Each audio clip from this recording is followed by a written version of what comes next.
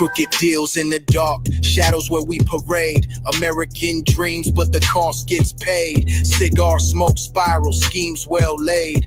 Every move calculated, this is how we stayed. American made, leather shoes, sharp blade. Dice rolling streets colder than a freezer shade. Kings of the alleys, in loyalty we trade. Bloodline bound, every sin we weighed. Champagne sipping, but the bubbles be poison. Underworld law, every handshake booming. Suit stitched tighter than the lies we deploying. Goodfellas ambition, empires we American made, leather shoes, sharp blade. Dice rolling streets colder than a freezer shade. Kings of the alleys, in loyalty we trade. Bloodline bound, every sin we weighed.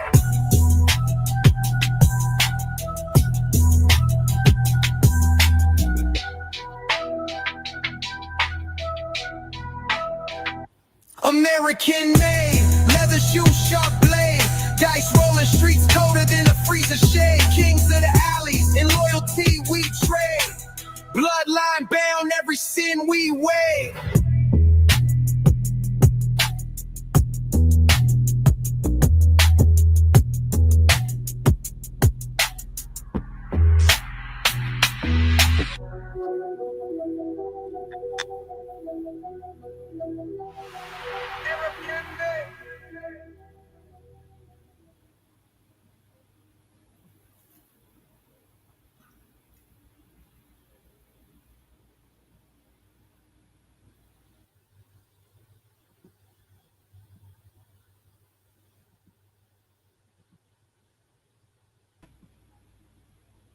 All right, we are live with Lewis Kasman. Hope everyone is doing good. Lewis, how are you doing, man? Okay, Jess, how are you? I'm doing good. Boy, these Sundays come fast. Yeah, they do, man. Before I know it, here we are again, man. Yeah. So what's been going on, Lewis? Oh, same old stuff. Everything is basically good. Got some interesting communication from people regarding that whole Willie Boy thing, and people are very curious as to really what these prosecutors and what the FBI really did here, and so we're gonna give them a good show. We're gonna let everybody know what to expect from their FBI. Right. Yeah, I same thing. Saw a lot of comments on that particular short we did where you discussed Willie Boy Johnson, and I want to get into that here a little bit, some of the Gotti prosecutors and that sort of thing, and give you the opportunity to discuss some of that. We've got a few people, about 30 people watching now. Big Jim from Scranton, thanks for being here, man. Yeah. Let's see who else we got. JJ. Hey, Jesse. Hi, Lewis. Hey, JJ, what's up? How's your mom doing, JJ? She's doing better? Rich Deal, thanks for being here. Let's see who else we got.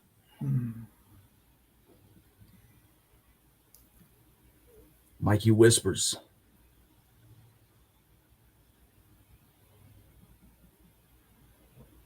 What's up, Mikey Whispers? Joey, thanks for being here. Beavis. Always unfiltered.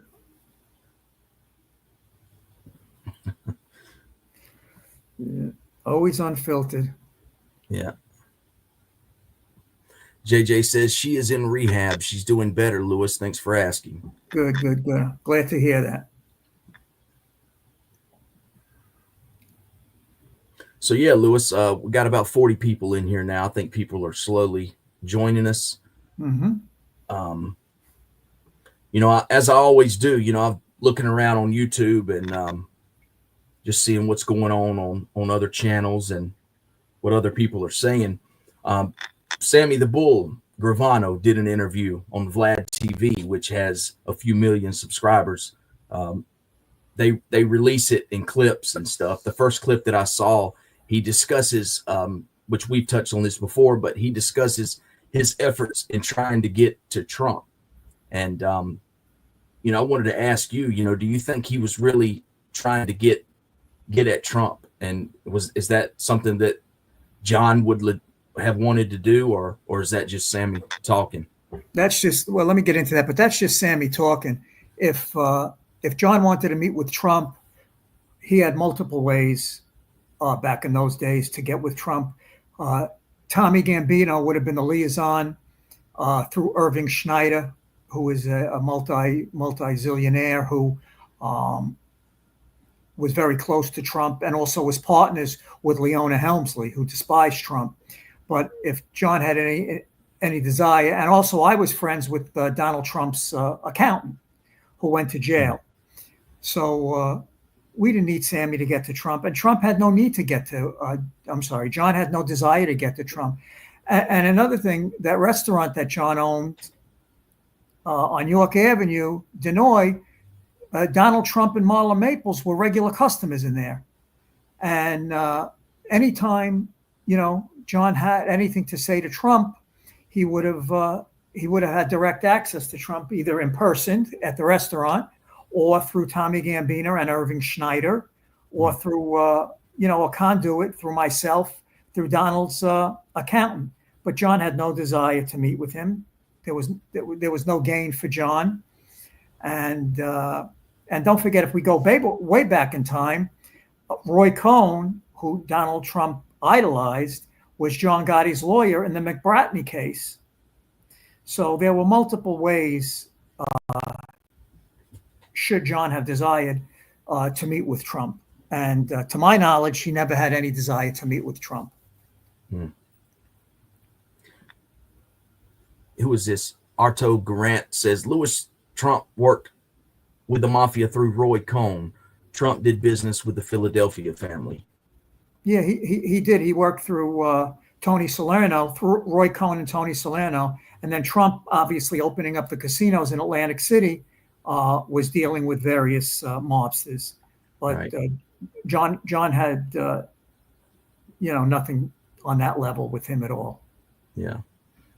Yeah, I saw that clip and just wanted to mention it. He said that before, but they brought it up again, his efforts to get to Trump and how he was unsuccessful, that Trump had several retired FBI agents surrounding him at all times. So, well, you see, Sammy has that need for self-importance.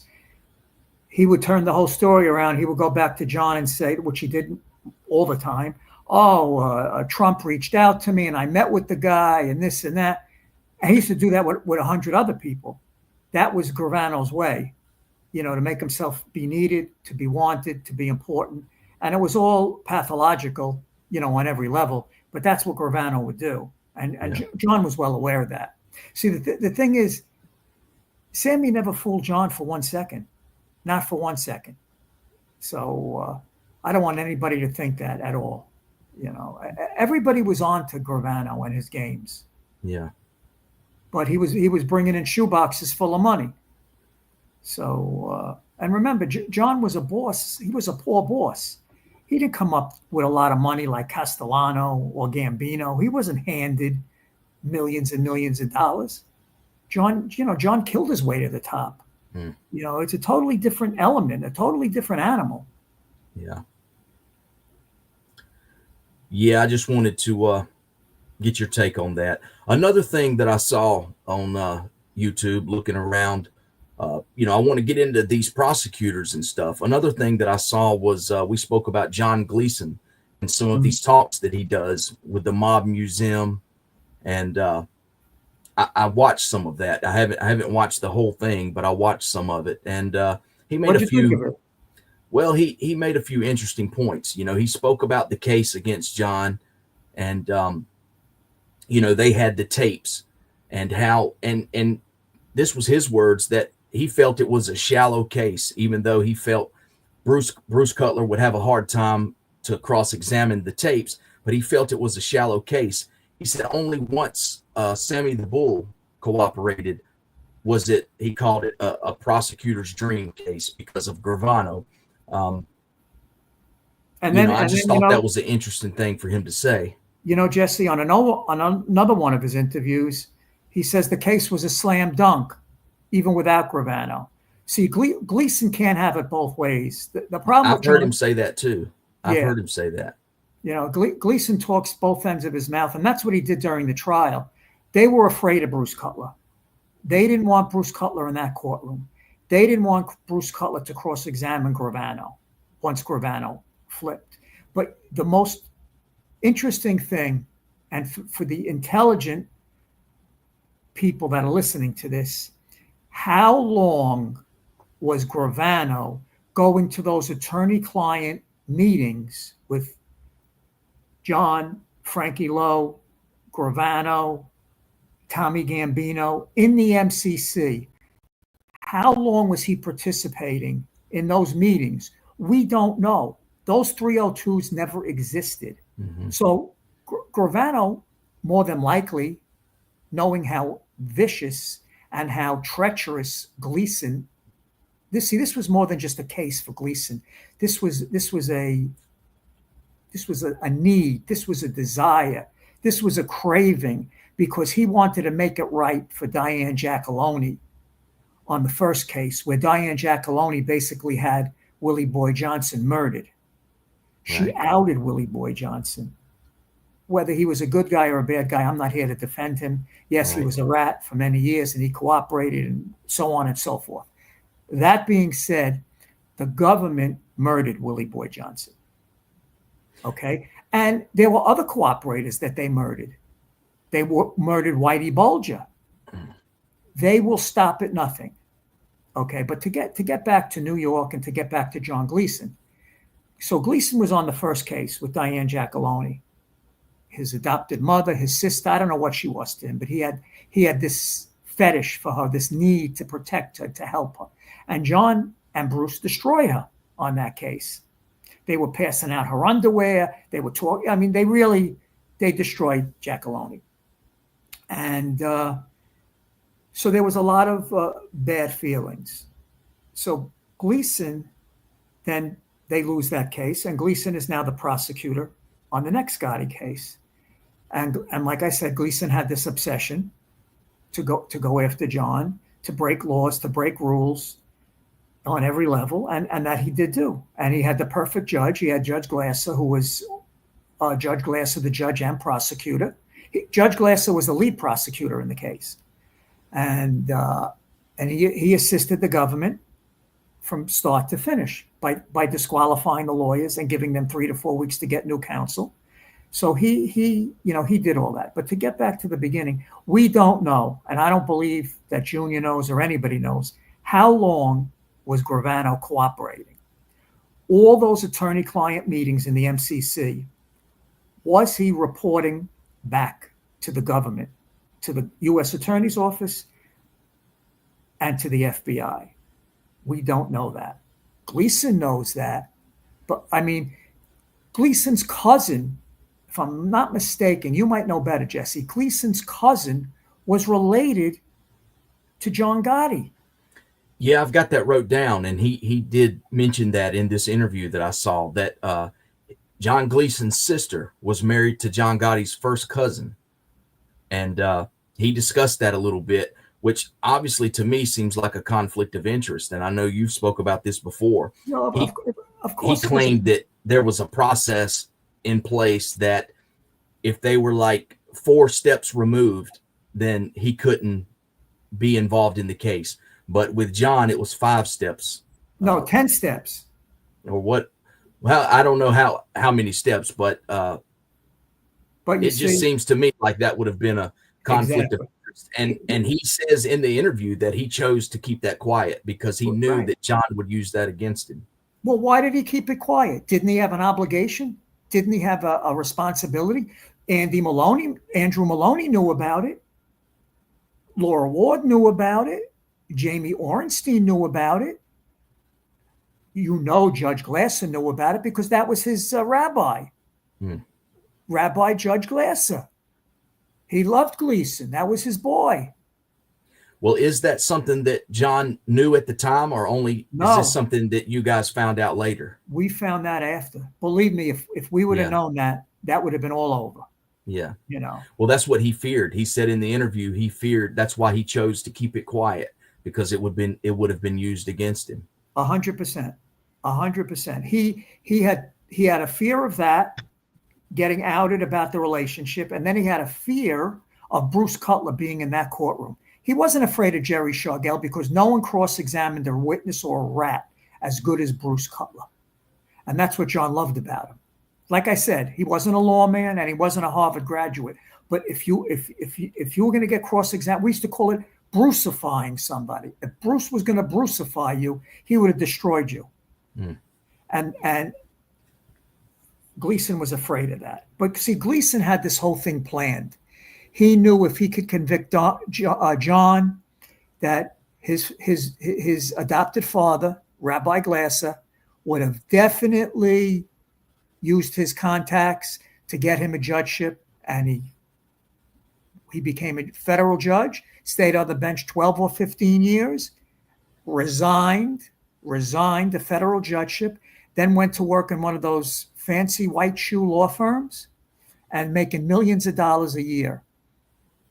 But how do you, and then he tells everybody, I was a good judge. I was lenient. I never put anybody in jail for a lot of time. Yeah, I wrote that down in that interview. He goes on to talk about, becoming a judge and being a compassionate judge. That's what he said, which I thought was, There was not, he didn't have an ounce of compassion in his body. He had no class. He had no dignity. He was in the same league. He was in the same category of a Gravano, but in a different way. He went on in that interview to praise Gravano. He loved Gravano. Gravano. And like I said, when you're in custody and you're in the MCC, and remember, those COs all love John, and many of those COs were on the Gambino payroll. Gravano didn't pick up the phone and say, hey, could you connect me with the FBI? Can you connect me with John Gleason and Bruce Mao? That was planned. His wife was the conduit, which we found out afterwards. That part we did know. But how far was Debbie Gravano seeing Bruce Mao and George Gabriel, the two lead agents on the from the FBI on the Gambino squad, while Gravano was still attending the attorney-client meetings? Yeah. So you have Gleason failure to disclose his relationship with the Gotti family, the Gambino family, a clear violation. You have Judge Glasser protecting him. Okay, you have Cutler and Shargell getting disqualified. John and Frankie Lowe being allowed 3 weeks to get new counsel on a case like that. You have Gleason meeting with Gravano, and again, now what I believe, every attorney-client visit, whatever took place, John Gleason knew about, Bruce Mao knew about, and George Gabriel knew about. Yeah, that's a good point. I don't know why, but I never thought of that until you mentioned that he was sitting in on these attorney-client privileges, these meetings. You had the enemy sitting in. His wife was meeting with the government, and then Sammy was going to these attorney-client privilege communication meetings. Mm-hmm. Not that anything was being discussed so important, because John used to say it's a waste of time. But it's not what you do. It's improper and it's unethical. Yeah, it does give you an edge. I mean, of course, it gives you an edge. They talk. Oh, he fixed the jury. Oh, he threatened this guy. Oh, he did this. Nothing's worse than what they did. Yeah, nothing's worse than what they did. And all this is not even really about John's innocence or guilt, but there has to be some type of accountability and some type of rules that these prosecutors have to go by. And a lot of that got thrown out the window, it seems. Well, because it was to get John Gotti. And then you had this guy, Jim Fox, who was head of the New York office of the FBI, another egomaniac. See, back in those days, you had that whole Bush administration, Thornburg, all those guys, They just wanted to convict John, break the rules, lie, cheat, do whatever you got to do. Just convict this guy. Because I believe if Gleason was held accountable and realized he couldn't get away with lying and cheating and committing all these different fraudulent acts, he would have never done it. He would have never done it. But he knew he had the blessing of the United States Attorney, and I believe he knew he had the blessing of the White House to proceed in this fashion. Right. Yeah, and you mentioned her a minute ago, but I wanted to bring this back up. Diane Giacalone, you touched on this a second ago. Talking about accountability. She released these documents, about Willie Boy Johnson that ultimately led to his death. And nothing was ever done about that. Whether he was guilty or not guilty, or a good person or not, there's got to be some type of accountability. Exactly. And there was no accountability. She got away with it. She basically had him murdered. And like I said, good guy or bad guy, the government had an obligation to, the government could, listen, if they really wanted to protect him and he refused WITSEC, they could have locked him up. They could have said, we're going to lock you up anyway. Yeah. They could have indicted him. They could have done a million things to protect this guy, but they never did that. They never ever did that.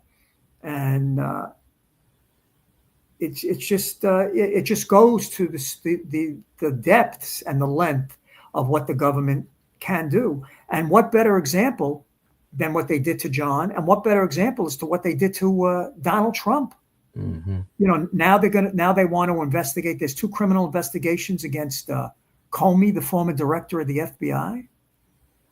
I mean, it goes to the highest levels in our government. When they want you, they'll get you. I've been reading these reports on the Secret Service and how the lack of protection they had in Pennsylvania for President Trump. I believe that was a setup. They had no drones. Their walkie-talkies were broke. Their radios were broke. Everything was broke.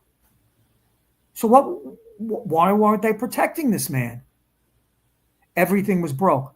Maybe that's the way Biden wanted it. Just understand, the way they wanted to get John at any level, I believe that administration, Biden and his cronies in the Justice Department, wanted to eliminate Trump. Similar things, just different walks of life. But It goes to show you the levels that people have within power to kill you, to keep you alive, and to destroy you. They can't, once they indict you, they can't say, oh, you're a good guy, we're not going to indict you. They destroy you. They win no matter what. They win no matter what. And those are 2 good examples. Gleason and Comey. 2 ego crazy bastards. That's what they are. Gleason was an egomaniac. Still is. How does a guy go on YouTube? How does a guy go to the Mob Museum, tell all these stories, and sit there with that smirk, that cavalier, arrogant puss that he has? Little Lord Fauntleroy, amongst other adjectives that John used to call him. How do you sit there? You're demeaning yourself. You're a former federal judge. Are you that hungry for money? I just don't get it. And he's not even ashamed to admit that he had an obligation to disclose his family relationship with the Gambinos. And neither was Andrew Maloney. And John could have destroyed Andrew Maloney. We had all the goods on Andrew Maloney. John wouldn't let us. He wouldn't let us leak it to the media. Now, he was the United States Attorney, Andrew Maloney, right? Correct. But and John had information on him as well. Right. We had information on him and his behavior unbecoming an officer of the court, and so on and so forth. But remember, Maloney was just a puppet. Gleason was taking his orders from Washington. And Maloney hated Gleason. And I'm sure they both hated each other. So, Gleason didn't have to report to Maloney.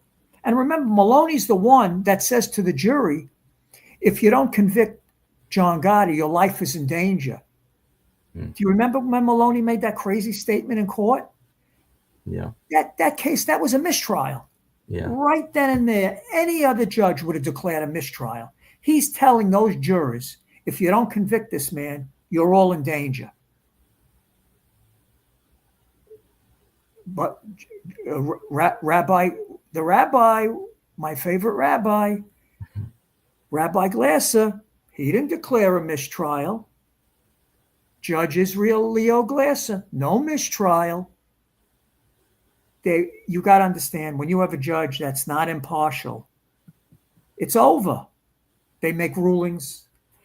They control the courtroom. They run everything. And Glasser, unbeknownst to his conduct in this case, Glasser always had a reputation as a judge's judge. But he became so tainted and so full of hate with John. You remember the story where the FBI told Judge Glasser that John's going to hurt him on the Jewish holidays, and John made me go to Mrs. Glasser and tell her it's a lie. So, unfortunately, this is what went on, and that's why I believe, if you remember what Gravano said to Teddy Atlas, think about how important Gravano's words were to Teddy Atlas in the gym. And think about where we are now, 23 years later. Gravano had it all planned. He wasn't going to jail. He wasn't doing time. And Gleason had it all planned. He was going to become a judge, and he was going to make his life on John Gotti's blood. And he had to make it right for his mother or his girlfriend or whatever she was, Diane Giacalone. He had to make that right. Even though Diane Giacalone should have been indicted and put in jail. Right. But you see, you got to remember, Jesse, as much as the rats are hated by who they testify against, you know who else hates rats and cooperators? The FBI.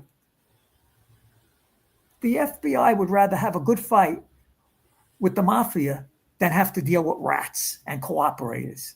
Yeah. And that's what everybody doesn't understand. So if you're a rat or a cooperator, don't worry about the wise guys hating you. The FBI hates you. And when they're done with you, they're going to throw you aside like a piece of garbage. Yeah. That's all they're going to do. And you're one of many. One of many. They don't care about you, your family, nobody. Yeah. Nobody. Yeah, I think rats or informants or whatever you want to call them, they're just a tool, to get to their end. Exactly. And then once they're done, they're done. They have no more use for you, whether you have a family or your safety's at risk. They don't care. They don't care about your kids, your wife, they don't care. There are many good agents, but there are many, many very sick and demented agents. Very bad people. They're just drunk with power. Yeah. These agents and these U.S. attorneys, and these AUSAs, drunk with power. And of course, then there are a lot of good ones. Like you take on John's case, there was a AUSA by the name of Laura Ward. She was tough. She was fair. She was respectful, and she did her job. She didn't wake up and say, "I hate Kasman. I hate Gravano. I hate Gotti." She did her job. She did all the paperwork and did everything in the grand jury. She had me in the grand jury, treated me like a gentleman. She didn't want to indict me. She was never going to indict me. That was Gleason. Gleason put her up to it. Her father's a former, he's deceased, but Judge Ward was a judge, federal judge in the Southern District. Laura Ward now sits in the criminal court, Supreme Court. Again, she did all the wiretap orders. She did her job. There was no hate. There was no venom. It wasn't personal to Laura Ward. She did her job. Right. And you take a guy like Jamie Ornstein. That was Gleason's adopted brother. Jamie Ornstein did all. He was doing a lot of the paperwork for Gleason. And Jamie Ornstein, he was quiet, silent. Gleason made Ornstein prosecute me. And when I was sentenced in court, my probation officer, a lady by the name of Leslie Lockwood, she said to me, she says, why are you here? Why are they prosecuting you? They have no case against you. And she came to court and she told Judge Glasser, I don't know why we're here. This is no case here. The probation department. Even Tony Garapola, who was the chief PO in the Easton at the time, he met with me. He said, I don't know why they're even prosecuting you. He said, they have a hard-on for you. That's the problem here. I says, and Tony was highly respected guy. You needed your guidelines looked at. You had to have your lawyer go to Tony Garapola. So, so Orenstein took orders from Gleason, and then Orenstein went on to become a magistrate in the Eastern District of New York. But he was hated.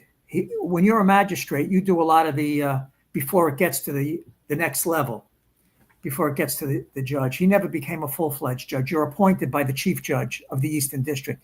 And Orenstein was despised by the defense bar. He was arrogant. He was nasty, smart, but very nasty, very arrogant kid. And I don't know where he is now. But, and then they had all different assistants on it, which we really never knew. But then you had Bruce Mao, who was the lead agent for the Gambino Squad, C-16. Bruce is a former submarine guy, worked on the submarines.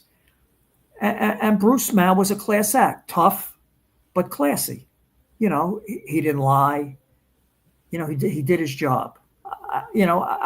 I can't swear for his he was 100% ethical because he had to get John, but he was more ethical than most, Bruce Mao. And then you had George Gabriel, who was another sick guy. He was obsessed with John, and he was disrespectful to Bruce Mao, who was his boss. And then you had Gabriel, who was good friends with Gleason. So talk about the mafia. You had the law enforcement mafia. You had Jamie Orenstein. You had John Gleason.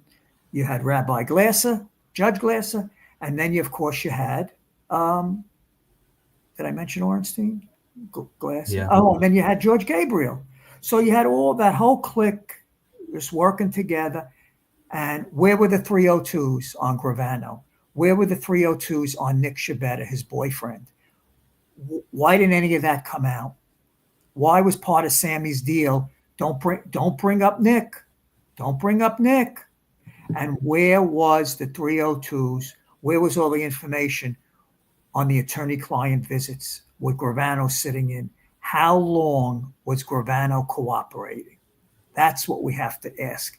All the smart people that come in and ask and want to talk, you tell me now, how long do all you people think Gravano was cooperating? And how long did the government not disclose it? And they continue to allow Gravano to sit in on those meetings and break the attorney-client chain. So that's our government. That's your government at work. Get Gotti at any cost. And that's what they did. And again, everybody knows how I feel about John Jr. I don't wish him bad. We had a lot of good times together, me and him. He ruined the relationship, not me. He betrayed me. Okay? He had one thing on his mind, money, money, money, and how much can I get? That was John Jr.'s life, was money. And you talk about Junior's 302s. The government was quick to release those 302s. How come they didn't release all of Gravano's 302s? How come they don't talk about Nick Shabetta? How come they don't talk about those attorney-client visits? Why not? Today it's John Gotti. Tomorrow it could be you, Jesse. It could be you, JJ. It could be you, Tin Pail. It could be you. It could be you, RJ. It could be even you, Nadu. It could even be you. Unless they get you first, but otherwise you never know who it could be. Right. And that's very true. Think about it. Back then it was John Gotti. Years later it was Donald Trump. Secret Service, they don't have radios? Are you kidding me? They don't have drones. You're talking the premier ultimate protective agency in the world. If I would have known they needed walkie-talkies, we had some from the wedding left over. Yeah, you probably had more security there You know, at at the Junior's wedding. when they threw me in the grand jury, you know, the first question Laura Ward asks me, What's how did you keep us out? Where were those walkie-talkies? How did you get them? How many ex New York NYPD detectives did you hire? That's all they were interested in. Yeah. Yeah, I remember reading the article about that and how nobody was able to infiltrate the That's wedding right. for Junior. No one infiltrated that wedding, and no one infiltrated the top secret room that I had stashed for John for over 14 months. How come? No one got into the room I had protected for John. They got into the Sorelli apartment, thanks to Gravano. But where I was tasked with a mission, there was no electronic surveillance, there was no photos, there was nothing. They couldn't get in any place that I had under my control. But Sammy, you know, the big tough guy, he's the maven, he's the guy. Sammy's the guy. They got in the Sorelli apartment pretty good. Yeah. So if I get steamed up a little bit, you know why. Yeah. Well, like I say, man, you know, you went through all this, you know, next to John, and you have this firsthand knowledge that you know, if one thing we learned from all this, you know, whether it be Trump or John Gotti, you know, they apply the rules where they want to, you know, and they remove rules or guidelines when they want to, you know. It just, and it shouldn't be like that. You know, there has to be some type of accountability.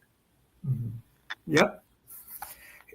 I want to just answer this question. If somebody's asking here, this John Siddiqui at 722, is Junior an informant? Let's clear this up once and for all. Junior is not an informant, okay? Not.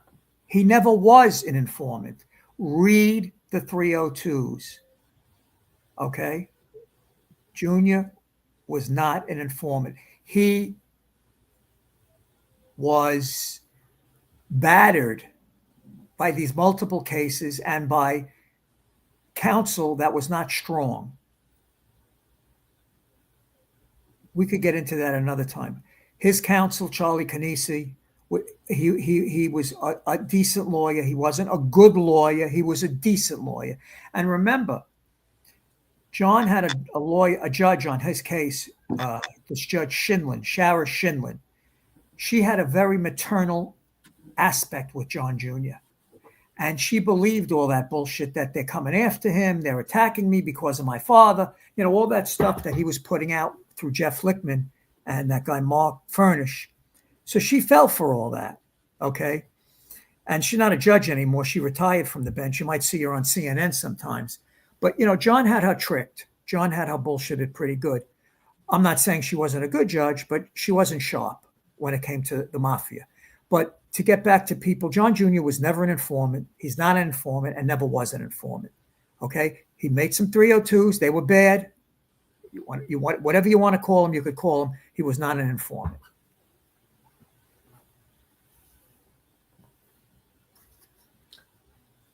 Yeah, I mean, you know, it just depends on, everybody's got their own definition of an informant, of a rat, you know. Exactly.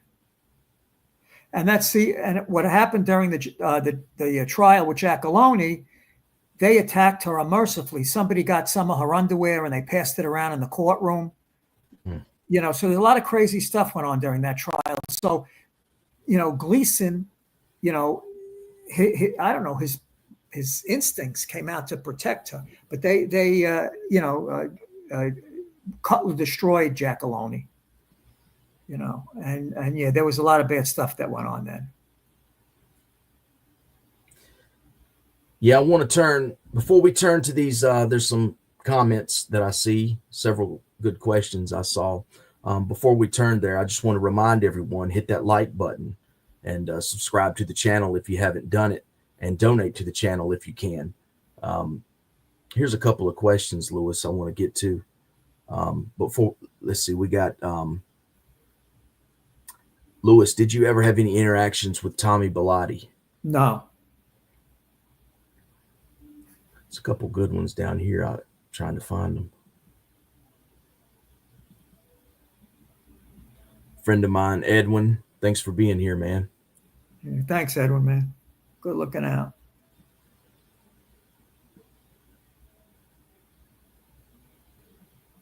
You touched on this a second ago. Frank says, good evening, gentlemen. You guys are the best show out there. Lewis, can you tell us how gay Sammy was?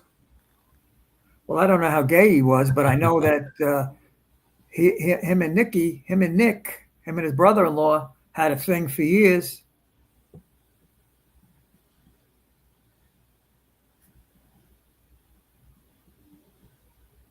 That I could tell you. Yeah, here's go ahead.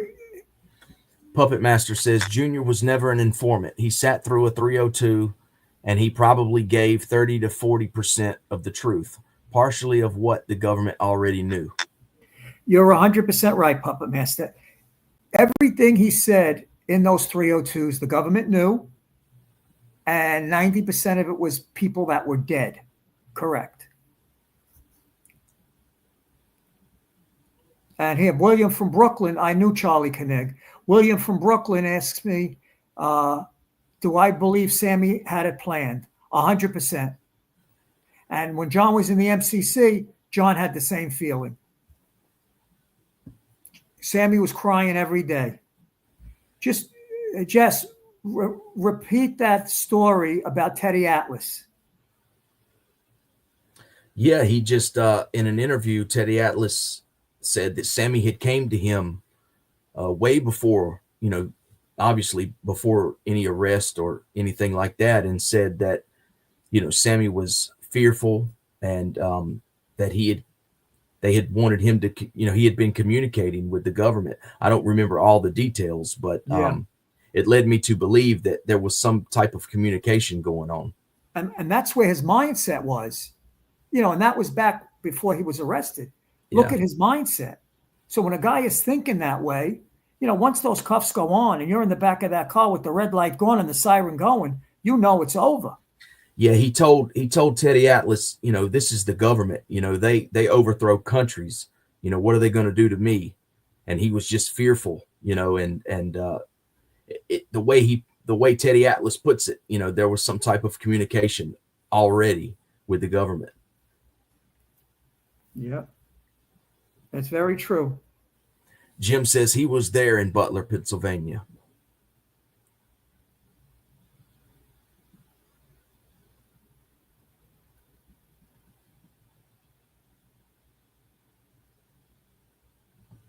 Tommy Lucchese says, speaking about Trump, thank God this man had the balls to run again to save our asses. God bless. 100%. I hope they,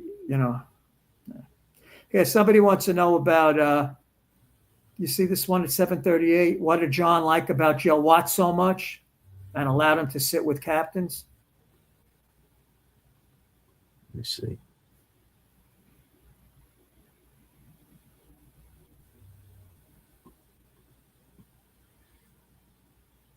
Yeah, why did John like Joe Watts so much that he allowed him to sit with captains? Okay, a couple of reasons.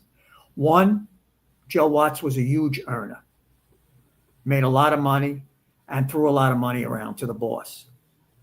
Two, Joe Watts was a stone cold killer. Did a lot of work for the Gambino family. And remember, Joe Watts was through a couple of administrations. He went through Gambino, he went through Castellano, and then he was directly with the boss. Every vacation we went on, Joe Watts was there. And Joe Watts threw a ton of money around, big money. And, he would buy gold. He would give us gold. He would give us diamonds. When I say us, I mean the boss. So Joe Watts, he was a real sport and threw a lot of money around. And that's why, he was earning more than captains were earning. He was taking in more money than captains. So he was rewarded accordingly. And he did a lot of work.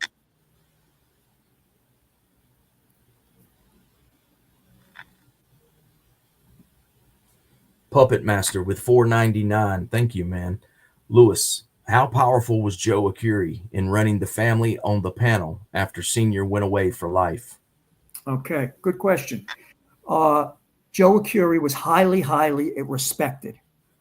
And I was close to Joe, and he was like my go-to guy. I used to go to him for advice and guidance. And Joe was a good guy. I think as far as Joe Akuri, I think it was more out of respect to have an old timer on the committee. I don't think Junior went to him a lot for anything. I don't think Jackie Knows went to him a lot for anything. I think it was more just out of respect. But he did have, if he had something to say, he said it. And he was highly respected, yes. Good guy. And again, Puppet Master, thank you for the $4.99.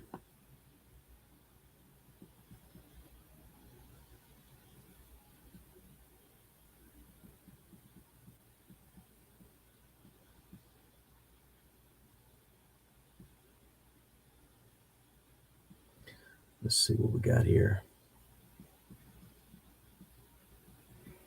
Yep, the FBI is the real mafia. They got the badges, they got the gun, and there's little you could do about it.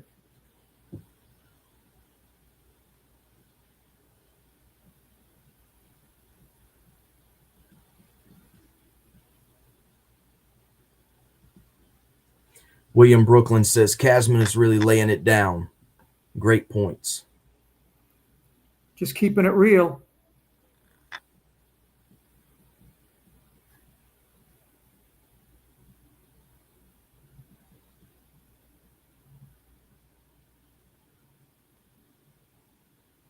Yes.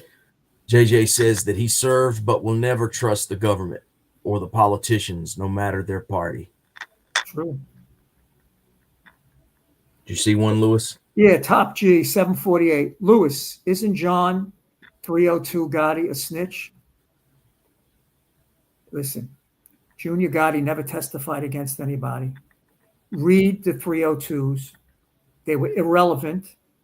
99% of the people he spoke about were dead. He did the wrong thing. That's the end of the story. Like I did the wrong thing. Okay? But we can't redo it. We can't undo what we did. We were all in very, very bad situations. Junior had the best friend he ever could have had. I didn't need nothing from Junior. I had more money than Junior. Junior's God was money. And his jealousy of my relationship with his father. But I took care of his father. He was in jail for 8 years. No one out in the street wanted to do anything more, and no one on the street had the brains and was able to handle his father. And he knows that. He knows that. He used to come to me to talk to his father.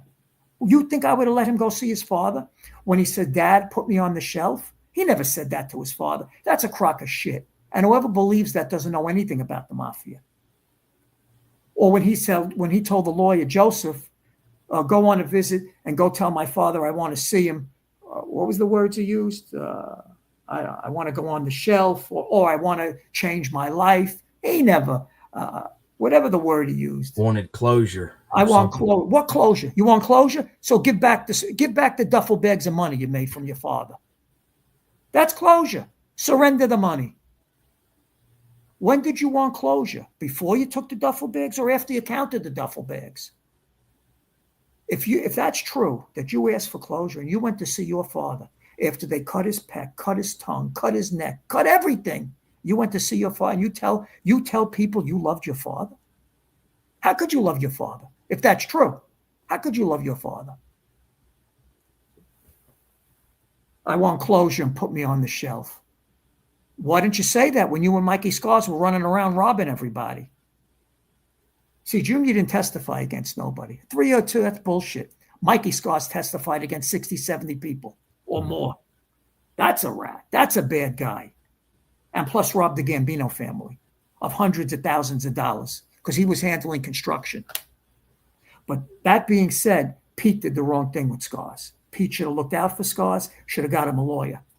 But Scars like Ravano, this isn't your head. You don't wake up one day when you're in the MCC and say, okay, I'm going to rat today. I'm calling the FBI. Operator, connect me to the FBI. You've thought about this. You thought about this your whole life when you get arrested. John always used to say this to me. You're a rat when you're born. You don't wake up a rat and you don't become a rat. You're a rat the day you come out of your mother. That's the day you're a rat. And that's what John used to say all the time. Mikey Scars woke up and said, oh, Pete didn't get me a sweatshirt. I'm becoming a rat. Come on. Anybody with any intelligence knows that Scars had this planned because Scars was afraid of two things. One, the government. Two, if the Gambinos were going to find out all the millions he robbed running construction for Junior. Because remember, Junior, he was giving Junior crumbs. Junior didn't realize the money that was coming in, that Scars was taking in. You know, maybe him and RJ should talk about that. Or maybe RJ wants to write another book. I don't know. All these guys are writing books. What does RJ know about John Gotti, except what Scars tells him? I never wrote a book.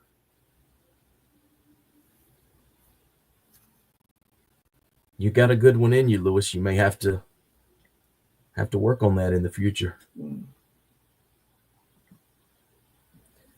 Jason Carr says, Sammy spoke about never hurting innocent people, but when he speaks about the Johnny Keys hit, his instructions were to kill the 2 security guards at the golf course if they come out of their shed. Exactly right. And how about the other guy, the sister that comes on all the time? Alan Kaiser. Alan Kaiser. Look what he did to Alan Kaiser. He did to women. He did to children. All his business partners are all dead. Gino Mandarino, a hairdresser in Belmore, New York. Okay? He went there and beat the crap out of him because the guy didn't give him $300 or $500. You got to see what he did to this guy. A beautician. Nicest guy in the world. Minded his business. Sammy was trying to shake him down.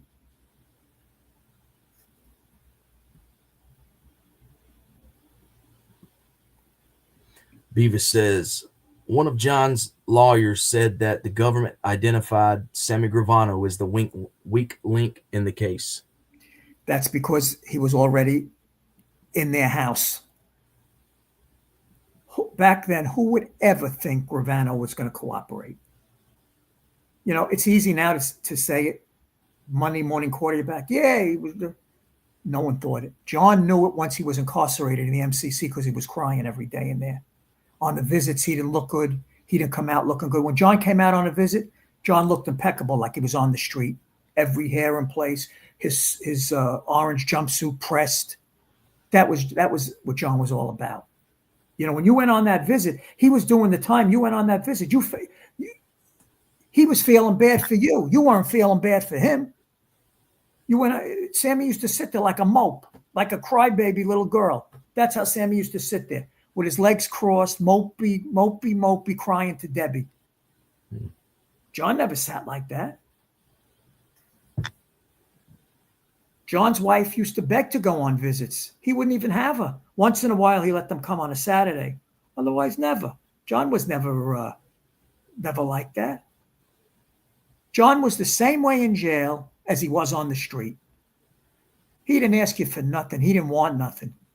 And he didn't need nothing because he had people like me and even his imbecile brother, Pete, and other people like Jackie Knows and his son before his son went to jail. He had his own little people that were looking out for him. And we knew what he needed and we just made sure it was done. He didn't have to ask. He had people that were very devoted to him. Yeah. Yeah, I've never really thought of that, but even in the mug shots, you know, John Gotti, you know, looks like $1 million. You know, That's Sammy right. the Bull looks like he's, you know, about to cry or something, you know, in the mug shot. During the trial, and I would go downstairs to the bullpen, and I would see John, you know, before they'd bring him up, I would go down with Bruce. You would see him. He would look at me. He said, what you got that puss on for? What are you looking like that for? He says. I said, no, I'm good. He used to build me up. What are you looking so sad for? We'll be the same 20 years from now, he says. Don't let these dogs get you down. Imagine. Yeah. That's the kind of guy he was, Jesse. Yeah. He didn't ask for nothing and he didn't want nothing. Just give him his breakfast, bring him his fresh clothes. He was happy. That's all he wanted. And if you went there with a puss on or you were miserable, don't go.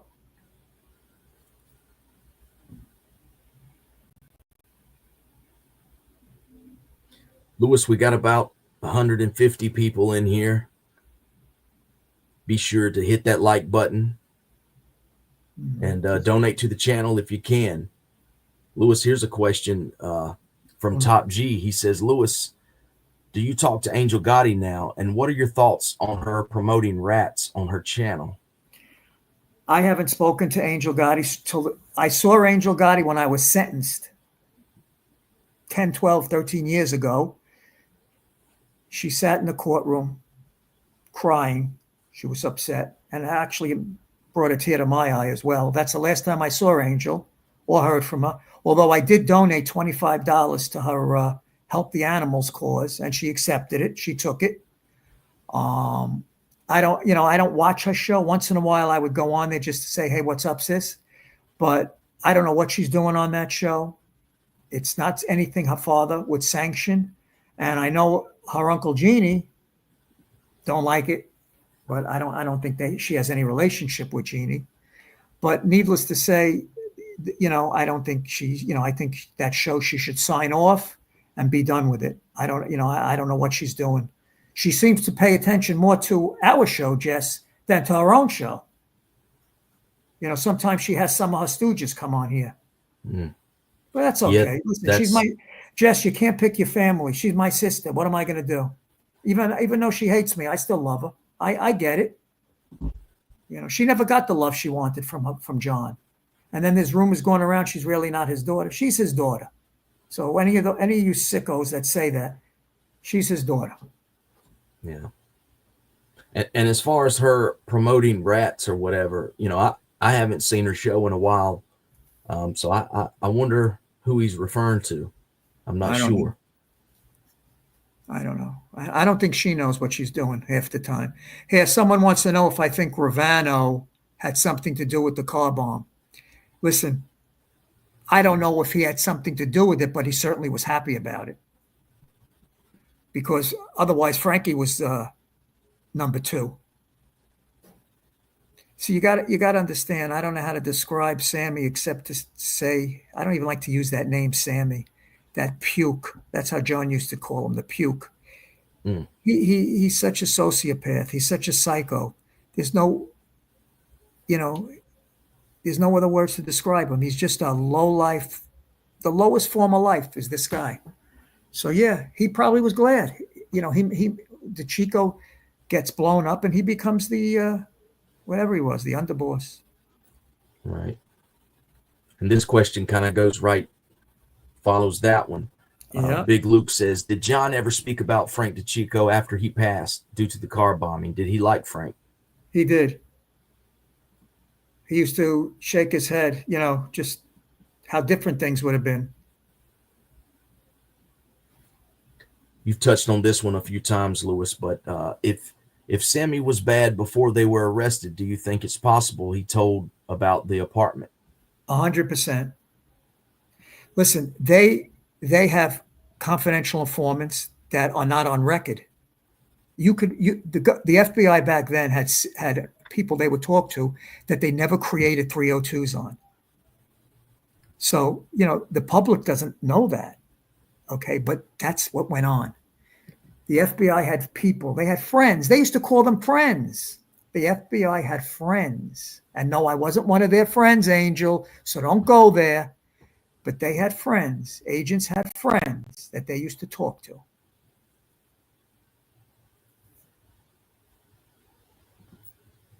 Top G said he's read Gotti Jr.'s 302s 3 times, and in his eyes, he snitched about the fight in the club. He gave names and a statement. Top G, you're right. You're right. Okay. Maybe I'm just being, I'm going back to my old days and I'm being a little protective of him. But yes, but he didn't testify. He was just trying to create a narrative. He thought he was going to outsmart the government. Okay. He did the wrong thing. I'm sure if he had it to do over, just like myself, it would have never taken place. But when you're in the situations and people are crazy and who could get killed and who can't get killed, you do things and you're not thinking clearly. And especially with scars, okay? Scars didn't really hurt John because I believe they had a pact together, Scars and Junior. That's just my belief. You may think I'm crazy and you may think I'm paranoid, but I believe that Scars and Junior had a pact because Scars didn't hurt him in his testimony. And if you watch his shows now, he doesn't hurt him now. And he really doesn't go out of his way to really say a whole lot. So who knows? We'll never know. Yeah. Top G says he didn't put anyone away, but he still made a statement to the feds. And that goes to, the point that I said a minute ago, everybody has their own definition of what a rat is, Everybody has their own definition. Exactly. Exactly right.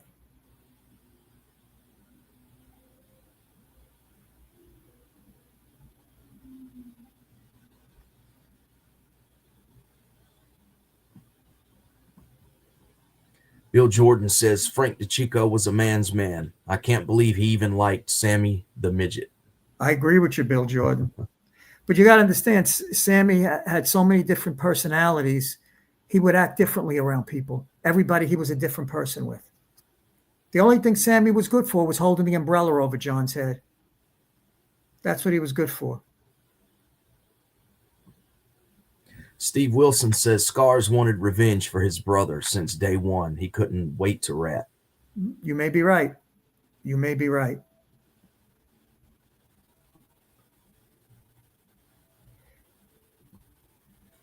Puppet Master says, what's an estimate of how much Junior made while he was in the life before lawyer costs? And how much did he hide from Senior? Hey, Puppet Master, you sound like me now. That's an unbelievable. That's the best question I've heard. Millions. And he hid plenty from his father.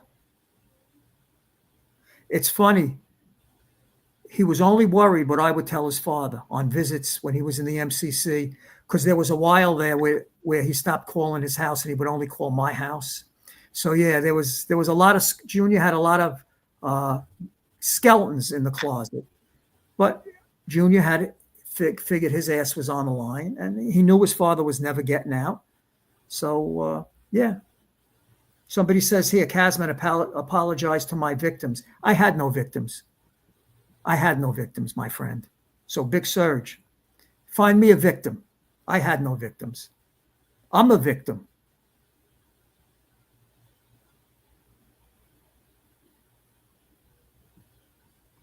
Yeah, Bill Jordan writes, Junior wanted closure and out of the life because he didn't want to go to jail again. He was scared.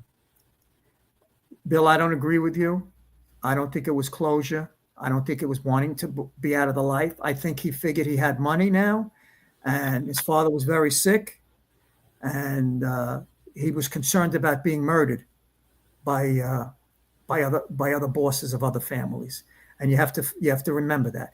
Junior's biggest concern was that once his father died, they were going to take him out, and he had every right to be concerned. Nobody brings that up. That once Grandpa passes away, you don't think that those captains, those 28 captains, were going to let Junior stay as the boss, or acting boss, or Pete, or any of those. So you know that they were going to take somebody out.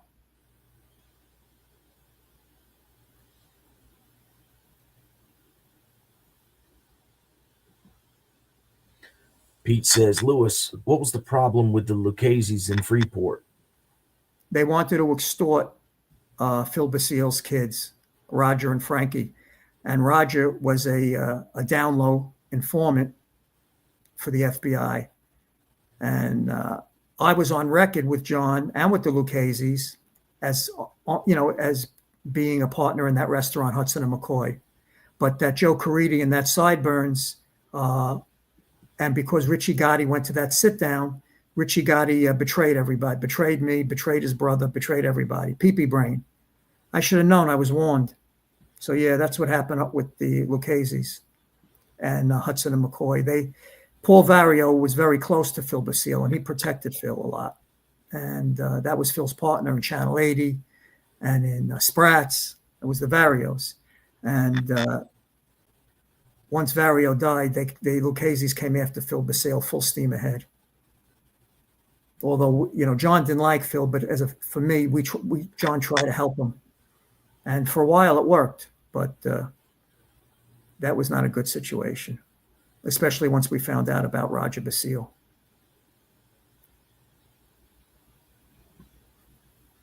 Josh Trent says, it's hard to tell how much money Sammy was pocketing. I agree. I think Sammy was cooperating for a long time. Where's Diane when we need her to expose someone? Very true, Josh. Where is she? If you listen to Gleason, the prosecutor, when he speaks, the arrogance in his tone,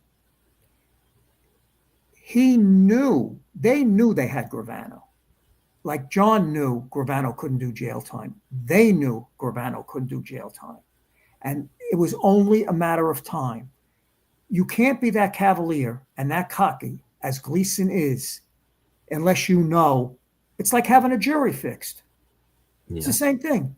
They had the defendant giving up all the attorney-client information, and they knew they knew that if Gravano doesn't agree to be outed and testify, he would have been another Willie Boy Johnson. They would have outed him. They would have had to out him. That's why I think Gravano was a good boy on the down low for a lot of years, and then he was not doing any jail time.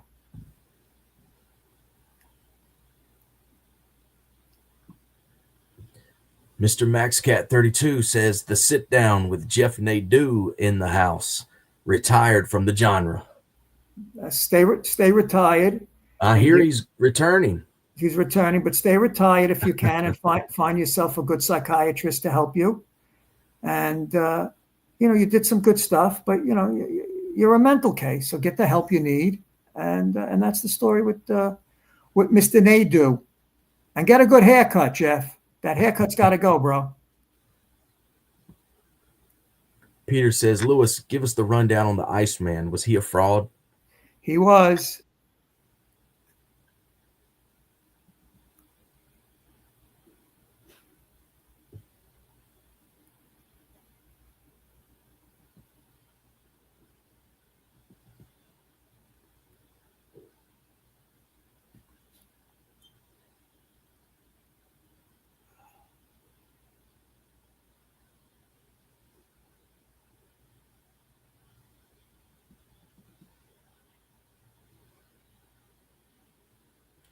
Let's see what we got here.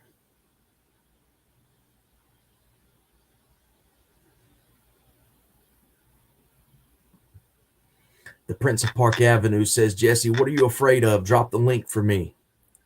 I'm not afraid of anything. That's just not what we're doing. Somebody mentioned, I heard through the grapevine that somebody a couple of weeks ago said something about me not dropping the link, but that's not what we're doing here. I'm glad you're here, but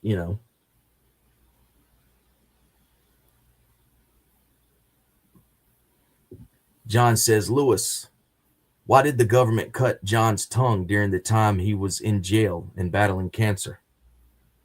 From what the doctors told me, part of the cancer went to his tongue because he had throat cancer as well. And and that's what happened with that. Just to go back to this one, I've seen this guy's videos. He's a funny guy. He probably would be very funny. Mm-hmm. I've seen some of his videos, but it's pretty funny. Let's see. Yeah, this Muggsy says I stretched the story. Muggsy, I just tell it like I saw it and heard it with my own eyes. Because I was with the boss. Okay, Muggsy? Go to sleep, Muggsy. Lewis, we got about 170 people in here. Sean says, Lewis, do you think Genie is the head of the Gambinos now? If he is, I think he's crazy. I hope he's not. I guess if you believe Jeff Nadeau, he knows more than the FBI. But I hope he's not. But I wouldn't have any information.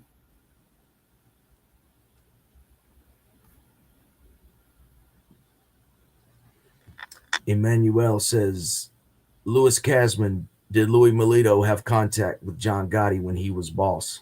I have no idea. I saw your post a minute ago and I meant to put it up, just saying hello to Lewis and myself, but it went by so fast I didn't get it. Thank you for being here. This is Chicky, 8:10 p.m.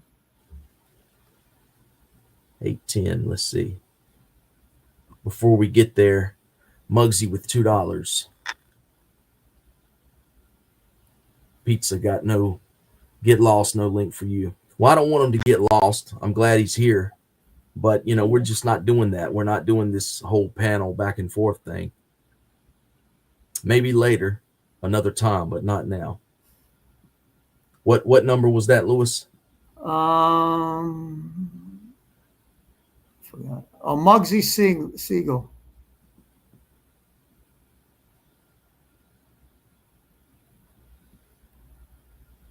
Oh, here's one. Yeah. Chicky Cacciatelli. Chicky, what's up, man? What did John think of Bobby Borriello? His son is a good man. Yeah. I respect your opinion of Junior Gotti. Thank you, Chicky. John Sr. and John Jr. love Bobby Borriello. So did I.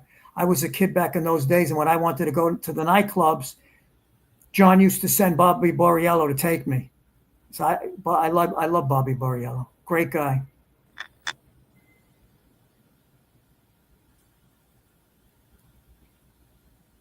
Yeah, Vegas Pete. Go ahead. Where's it at? 809. Do you classify Sammy as a narcissist? I would. Yeah, he's a narcissist. He plays the victim. You know the answer to that. He made his wife and his kids drug dealers. What does that make him? A lowlife? I don't know. You guys know better than me. Common Sense says, didn't testify, so then no one who takes the stand is an informant. That's called moving the goalpost. That isn't being honest. Common Sense, I didn't say that. I didn't say that. I said what John did or what I did was wrong. He didn't testify against anybody. Okay. My cooperation agreement was ripped up 3 times, unheard of in the history of someone doing what I did. So what does that tell you? 3 times. Junior did not testify against one person. I testified against one person, Vinny Artuso. And if I had it to do over, I would do it again to testify against that son of a bitch. So, yeah.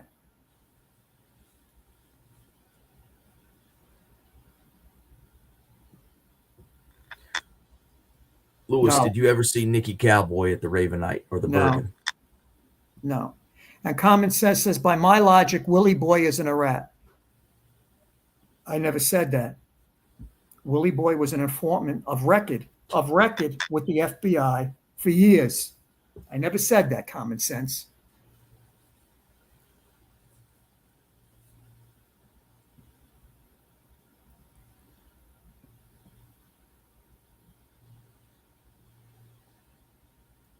Go to this one. I want to get into this one. All right. What number? 816 Salvi Flynn O'Hara.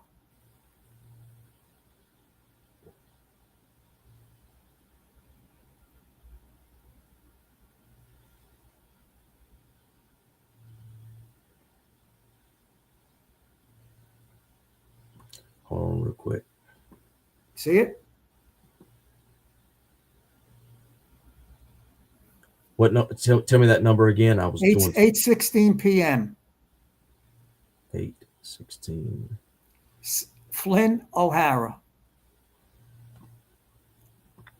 Is it this one? Yeah, I want to get into that.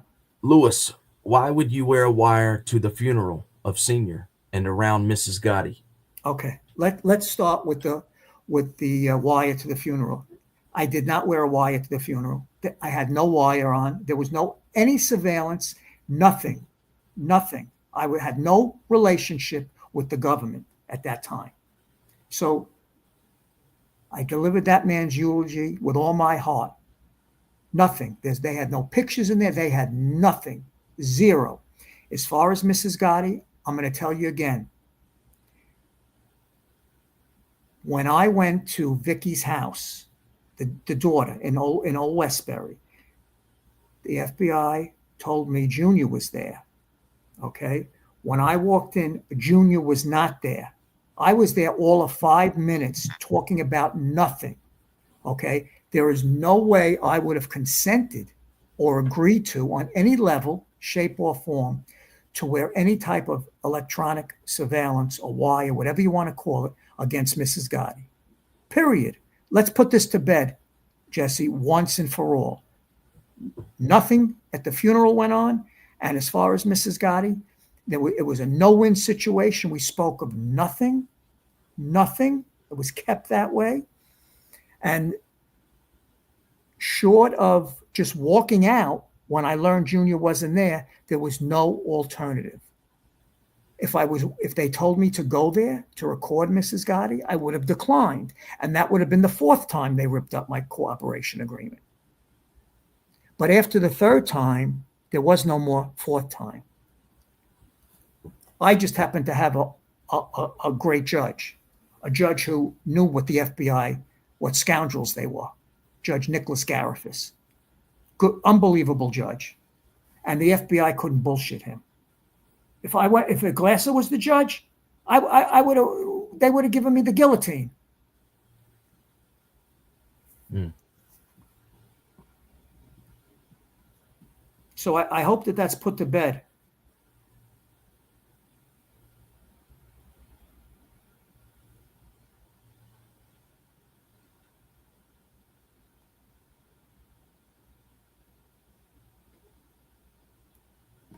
Here's one, this Jody High Roller. Jeannie is definitely not fucking around. You're absolutely right. Jeannie's the real deal. He's as close to his brother as being a tough guy as you could get. And Junior knows that, and so does my sister Angel.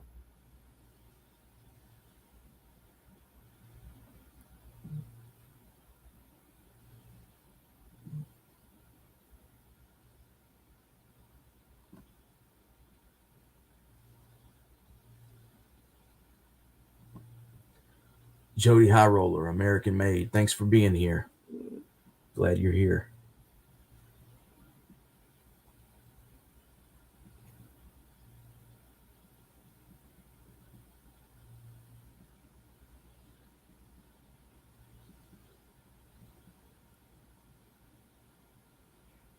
Yeah,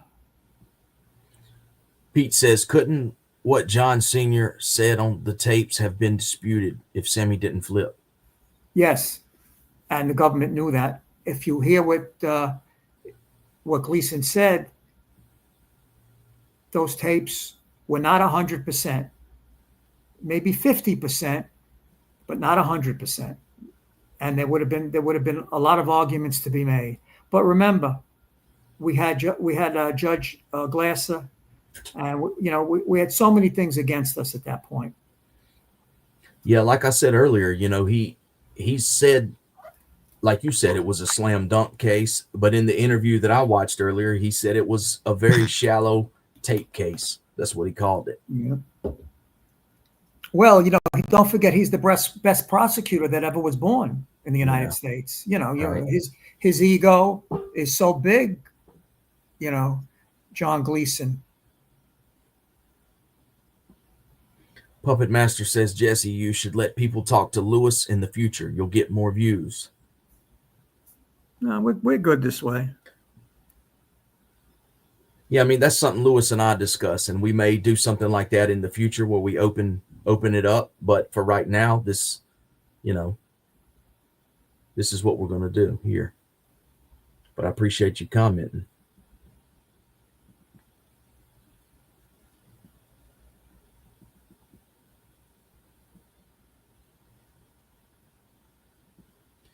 Bill says, I think Gene is too smart to get involved nowadays. He did 30 years. You can't trust this generation. 100%. Lewis, we've been going about an hour and 20 minutes. You tell me, man, whenever you want to wind it down, we can get to a couple more questions if you'd like. Yeah, whatever you want. It's fine. Let's see if we... See, Angel's never going to let this go with the wire at the funeral. It's a lie. There was no wire at the funeral. Zero. No wire, Angel. Enough.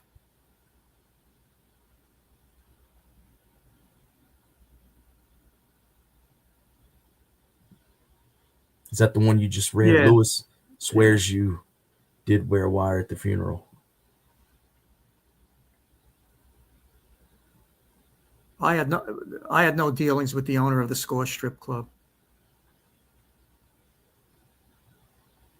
Well, I definitely don't mean any disrespect to Mrs. Gotti, but I don't think she would have any information to be recorded.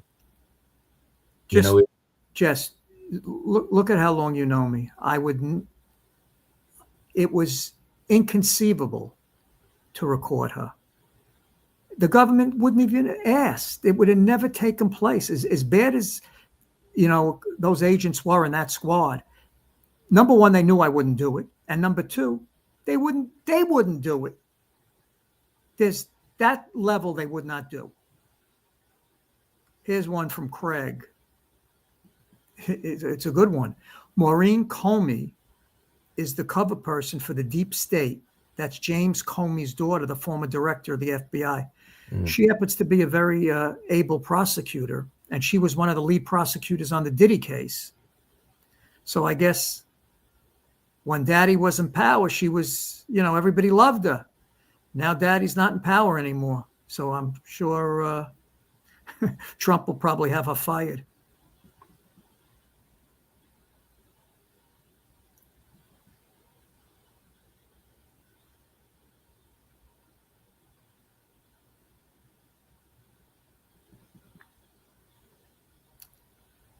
Oh, here's one. Vegas Pete. You see it?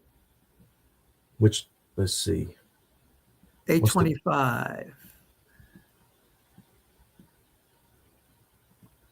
Is it this one? Yeah. Vegas Pete. Lewis, explain why the FBI made you wear a wire against Junior Gotti, Junior Gotti's lawyer. Yeah, talking about Jeff Lichtman. They didn't tell me why, but obviously the IRS wanted to make a case against him for money laundering.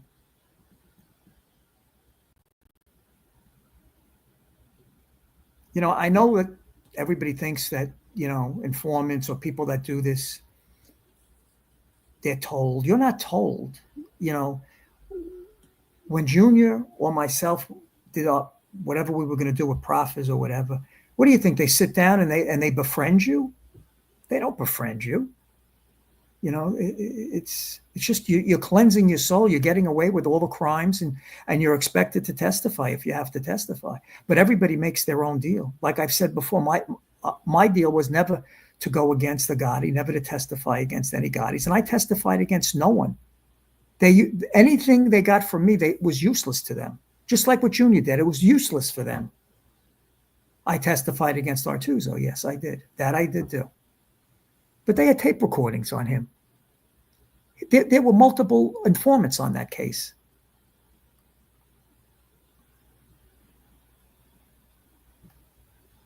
Craig says John's own word on the bugs were enough to sink him without Sammy ratting. No, not 100%. Not 100%.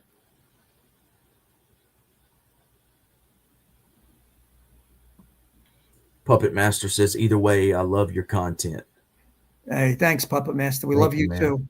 I'm glad you're here, and I appreciate your input and comments. Here, common sense at 828, Jess. All right. 828. Let's see.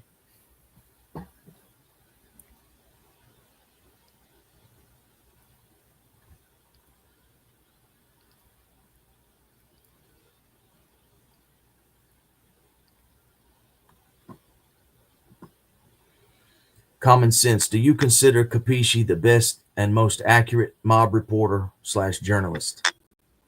Well, excluding this genre or the years that I go back with Jerry Capisci for 25 years, I would say back in the day, he was the most accurate because he used to get most of his information from the FBI and the state.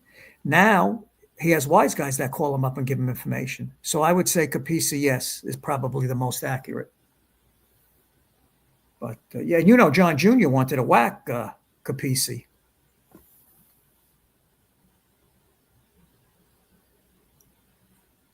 Here's someone that saw me on Larry King.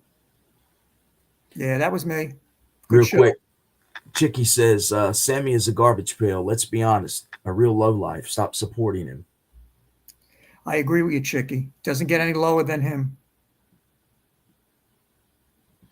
Rip says, what made you wear a wire in the first place? That's a good question. It all goes back to Junior. And it goes back to certain vibes I was getting from him, certain visits when I would go visit him at Raybrook. It just, there were a lot of things going on. And I was very fearful. And I guess I was right.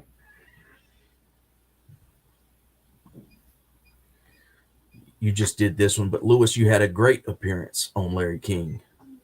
Yeah, that was good.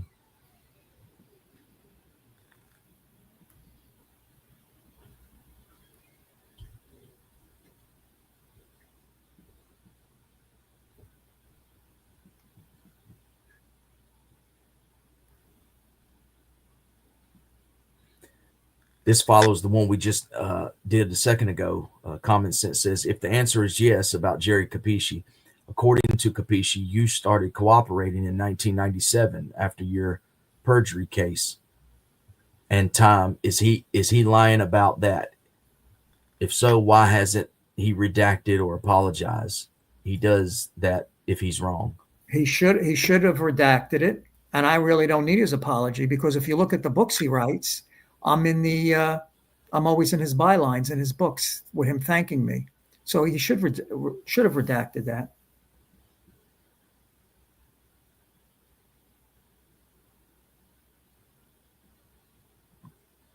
Craig says Capisci, like most journalists, gets a lot of info from unnamed sources, which is usually BS, invented by them based on their own speculation.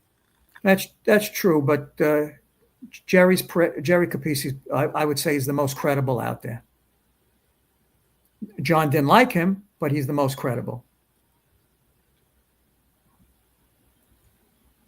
Sin says, Lewis, did John have an opinion of Michael Franzese? Yeah, he's a rat.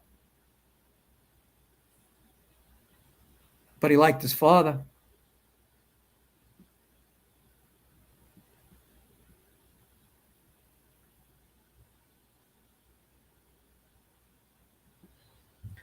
This is what I was, saying a minute ago. Keith says they wouldn't want to have recorded Mrs. Gotti. She really didn't have any information for them. Okay.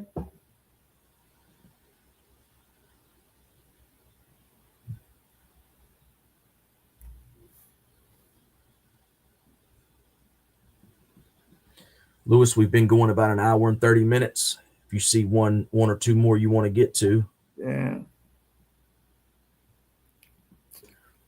Bruno says, Jesse, you have a good show, brother.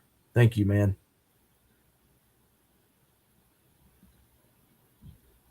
Lewis is adding a lot to that, being here with me, doing this. He's got a lot of information. I'm glad he's here. Thank you. To share it. I'm glad to be here with you. You're very credible, and you're very professional.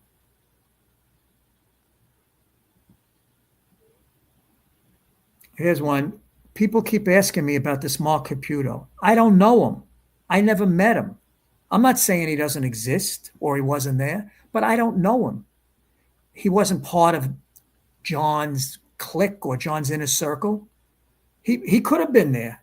I'm not saying he wasn't there, but I don't remember. I may know him. I don't remember him. How's that? I don't remember him. I wish him everything the best, but I don't remember him. Vegas Pete says, Lewis, what do you know about the Curtis Sliwa attack? Yeah, well, Junior screwed that up. You know, that was a mess, and his father wasn't too happy about that. But you know, back in the day, Curtis Sliwa, back in those days, you know, he was a real dick. You know, and he overstepped his boundaries, and he was, you know, out of order quite a bit. I'm not saying that what they did to him or they attempted to do was right, but you know, sometimes you got to know when to stop.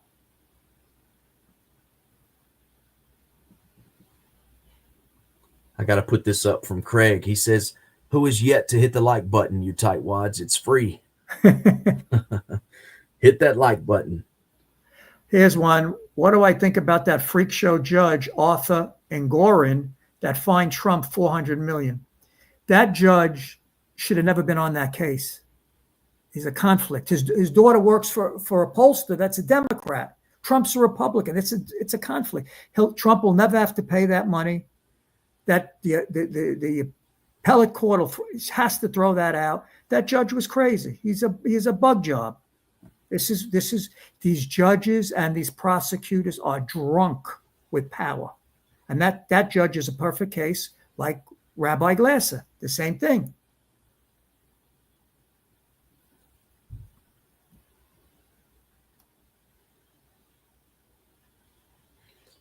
You know, Jess, people are constantly asking, why do I do this? Why do I want to do this? And I'm gonna tell everybody.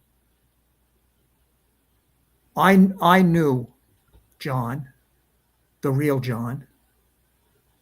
Most never did knew the real John. And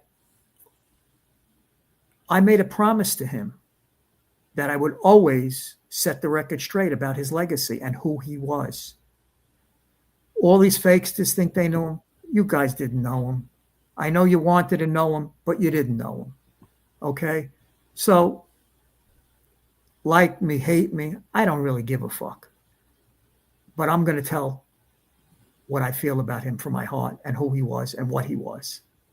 You know, I don't care what Angel says. Angel could say what she wants. You ever hear that song, Looking for Love? That's Angel.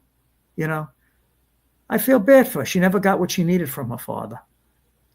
Love, attention, affection. She never got it. None of his kids got it. You know, he wasn't that way. That wasn't John's way. I got a lot of it. And that's where the resentment and the jealousy comes in. But John was a special person. He was tough. He was who he was. But, you know, I don't make excuses. And I'm not making any excuses. The name of this show is not Excuses. That's another show. Excuses. There's no excuses. You know, I say what it is. Believe it. Call me a liar. Call me a rat. Call me anything you want. I was there. You weren't there. So, you know, that's how I feel. All right, man. I think that's a good place to leave it right there. Yep, I agree with you. Well, Lewis, I appreciate you doing this with me again, man. I look forward to the next one. Same here. You have a good night. And kiss the kids. I'll do it, man. All right. Thanks for being here, man. Okay. Be well. All right, man. All right, guys, we're going to wrap it up. Thank all of you for being here. Be sure to subscribe to the channel. Hit the like button on your way out and keep following American Made. I appreciate it.